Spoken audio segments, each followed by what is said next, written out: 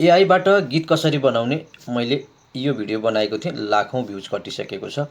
ल एआईबाटै लिरिक्स कसरी लेख्ने र त्यो लिरिक्सलाई तपाईँले कपी गरेर कसरी चाहिँ गीत बनाउन सक्नुहुन्छ, म प्रोपर तरिका आजको यो भिडियोबाट तपाईँलाई देखाउँदै मात्रै होइन सिकाउँदै पनि छु। भिडियोलाई हेर्नुहोस् है त। सबैभन्दा पहिला तपाईँलाई लिरिक्स चाहिन्छ। अब लिरिक्स तपाईँलाई आउँछ भने लेख्नुहोस् अथवा च्याट जिपिटीलाई लेख्न लाउनुहोस्। जस्तो अलिकति तपाईँले टुक्रा चाहिँ दिनुपर्छ। मैले थोरै लाइन चाहिँ लेखिदिन्छु। जस्तो मसित यहाँनिर एउटा कमेन्ट छ, यही कमेन्टलाई लेखिदिएँ र अब यसलाई म गीत बनाइदिए भनेर भन्छु। सेन्ड गरिदिएँ। अब यसले यहाँ पुरा तपाईँको गीत तयार पारिदिएको छ। अब यसलाई के गर्नुहोस् त तपाईँले यसलाई कपी गर्नुहोस्। यसरी लङ प्रेस गर्नुहोस्, यसरी सिलेक्ट गर्नुहोस्। यो गीतदेखि तलपट्टिको सरल र यसरी कपी गर्नुहोस्। ओके, यसरी कपी गरेर तपाईँले नोटबुकमा लगेर तपाईँले एडिट पनि गर्न सक्नुहुन्छ। अब हामीलाई गुगल क्रोमो चाहिन्छ। गुगल क्रोमोमा गएँ। एआईबाट गीत कसरी बनाउने भन्ने पार्ट 2 भिडियोमा यहाँहरूलाई स्वागत छ। पार्ट 1 मा लिरिक्स कसरी लेख्ने भन्ने कुरा सिकिसक्नु भएको छ। थाहा छैन भने गएर हेरिहाल्नु होला। अब यो पार्ट 2 लाई पनि हेरौँ है त। अब हामीलाई गुगल क्रोमो चाहिन्छ। गुगल क्रोमोमा गएँ। यसरी सुनो एआई भनेर सर्च गर्नुहोस्। यसरी सर्च गरेपछि हेरि यहाँ टपमै देखाउँछ सुनो भनेर।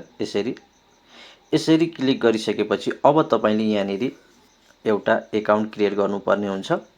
तपाईँले हेरि यहाँ साइन इनमा गएर क्लिक गर्नुहोस्। त्यसपछि हेरि यहाँ जिमेल अथवा तपाईँले फोन नम्बर अथवा जेबाट पनि गर्न सक्नुहुन्छ। यहाँनिरबाट जिमेलमा जानुहोस्। अहिले म जिमेलबाट गर्छु। मैले आफ्नो यसरी जिमेलबाट कन्टिन्यू गरेँ। ओके, अब यसरी लगइन भइसकेपछि तपाईँको ड्यासबोर्ड यसरी खुल्छ। तपाईँले यहाँ केही गर्नु पर्दैन। सिधा यो क्रिएट म्युजिकको अप्सन देख्नुहुन्छ, यहाँनिर तपाईँले क्लिक गर्नुहोस्। यहाँ क्लिक गरिसकेपछि तपाईँले यतापट्टि सिम्पल भनेर देख्नु भएको होला भने यतापट्टि तपाईँले कस्टम भनेर देख्नुहुन्छ। अब यहाँनिर तपाईँले यहाँ लिरिक्स भन्ने ठाउँमा अघिको गीतलाई यहाँनिर पेस्ट गरिदिनुहोस्। यसरी पेस्ट गरिदिनुहोस्।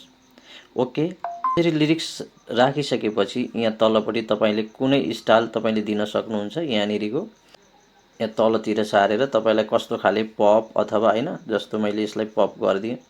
एआईबाट डाउनलोड गरेको MP3 गीतलाई टिकटकमा कसरी अपलोड गर्ने?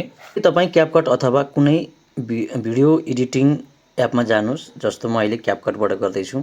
यसरी तपाईँ क्यापकटलाई अन गर्नुहोस्। त्यसपछि न्यू भिडियोमा जानुहोस्। त्यसपछि भिडियो अथवा फोटो तपाईँले चुज गर्नुभयो भने चाहिँ तपाईँले पुरा गीतलाई चाहिँ ल्याउन सक्नुहुन्छ। जस्तो म आफ्नो एउटा फोटो यसरी अपलोड गरेँ। यहाँ फोटो आइसकेको छ। अब हामीलाई MP3 गीत जुन एआईबाट डाउनलोड गरेको चाहिएको छ त्यसलाई यो अडियोमा क्लिक गर्नुहोस्। यो अडियोमा क्लिक गरिसकेपछि हेरि यहाँ साउन्ड लेखेको छ, क्लिक गर्नुहोस्। त्यसपछि हेरि यो अप्सन, यो फोल्डर जस्तो अप्सनमा क्लिक गर्नुहोस्। त्यसो हामी यतापट्टि डिभाइसमा त्यो MP3 गीत छ, यसरी डिभाइसमा क्लिक गर्नुहोस्। अब हेर्नुहोस् त यहाँ थुप्रै छ, जसमध्येमा यो देख्दा मुटु भन्ने यो गीत हो। मैले यही गीत हो। अब यो गीतलाई तपाईँले त्यहाँ एड गर्नको लागि यसरी यो प्लस अप्सनमा यसरी क्लिक गर्नुहोस्। प्लस गर्नुहोस्। गीत लामो छ तर यहाँनिर हेर्नुहोस् त यो फोटो चाहिँ के हुन्छ। अब यो पछाडिपट्टिको वाटरमार्कलाई हटाइदिउँ। अब यो फोटोलाई चाहिँ के गर्न सक्नुहुन्छ, यसरी पुरा गीतभरि सार्न पाउनुहुन्छ तर भिडियोलाई चाहिँ सार्न सक्नु हुँदैन है। त्यसकारणले फोटो नै युज गर्न सक्नुहुन्छ तपाईँको लामो गीत छ भने। यति गरेर तपाईँले अब यसलाई एक्सपोर्ट गरिदिनुहोस्। एक्सपोर्ट भइसक्यो। अब तपाईँ टिकटकमा आउनुहोस्। अब तपाईँ टिकटकमा आउनुहोस्। त्यसपछि यो प्लस अप्सनमा क्लिक गर्नुहोस्। त्यसपछि हेरि यतापट्टि हेर्नुहोस् त यहाँनिर तपाईँको ग्यालरीको देखाउँछ। यसरी ग्यालरीमा तपाईँको अघि बनाएको गीत यसरी आउँछ है। अब तपाईँले यसरी यसलाई नेक्स्ट गरेर लामो छोटो एडिट गरेर तपाईँले पोस्ट गर्न पनि सक्नुहुन्छ अथवा तपाईँले भिडियोमा पनि राख्न सक्नुहुन्छ। जस्तो ओभरलेबाट सुनो एआईले बनाएको सब्सक्रिप्सन माग्ने 2वटा 1 मिनेटको गीतलाई कसरी डाउनलोड गर्ने यो भिडियो हेर्नुहोस्। सुनो एआई खोल्नुहोस्। सुनो एआई खोलिसकेपछि हेरि यहाँनिर हेर्नुहोस् त यहाँ 3टा लाइन, यो 4वटा लाइनहरू देख्नुहुन्छ। यहाँनिर क्लिक गर्नुहोस्। यहाँ क्लिक गर्नुभयो भने तपाईँले यहाँ विभिन्न तपाईँको गीतहरू देख्नुहुन्छ। अहिले हामीलाई यो गीत त सजिलै यो 3 लाइनबाट डाउनलोड हुन्छ। हेर्नुहोस् त यहाँनिर यो 3 लाइनबाट यसरी डाउनलोड हुन्छ भने यो अपग्रेडेड वालाको चाहिँ डाउनलोड गर्ने ठाउँ देखाएको छैन। अब त्यसको लागि के गर्ने त भन्दा हेरी यो म्युजिक पप लेखेको छ नि यहाँनिर तपाईँले क्लिक गर्ने। यसरी क्लिक गरिसकेपछि यो भिडियो म तपाईँलाई सुनाउँछु पनि, यो गीत सुनाउँछु पनि।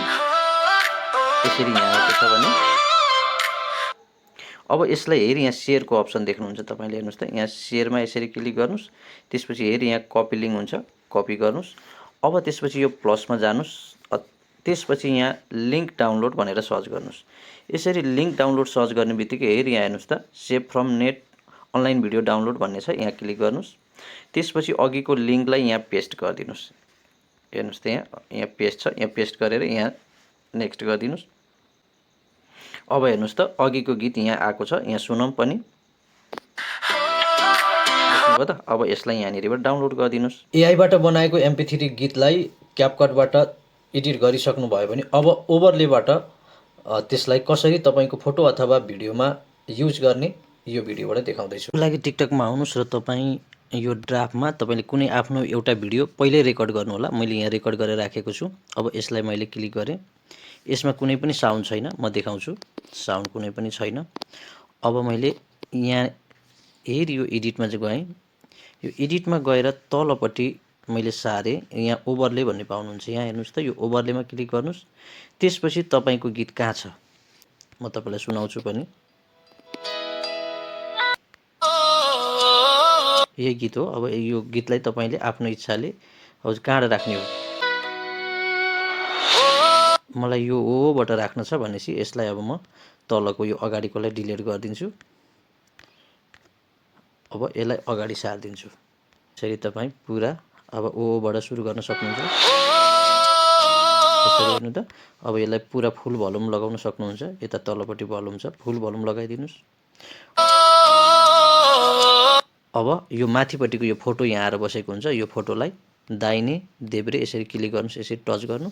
दायाँ बायाँ जता राख्दै पनि हुन्छ। अब हेर्नुहोस् त तपाईँको गीत बनिसक्यो। Thank you. कुनै पनि MP3 अथवा भिडियो गीतलाई त्यसको भोइस रिमुभ गरेर ट्र्याक कसरी बनाउने त्यो पनि क्यापकटबाट आजको यो भिडियोबाट देखाउँदैछु। त्यसको लागि तपाईँ क्यापकटमा आउनुहोस्। त्यसपछि यो न्यू प्रोजेक्टमा आउनुहोस्। तपाईसँग भएको कुनै पनि एउटा गीतलाई ल्याउनुहोस्। जस्तो म यो गीतलाई लिएर आउँछु। अब म सुनाउँछु पनि तपाईँलाई।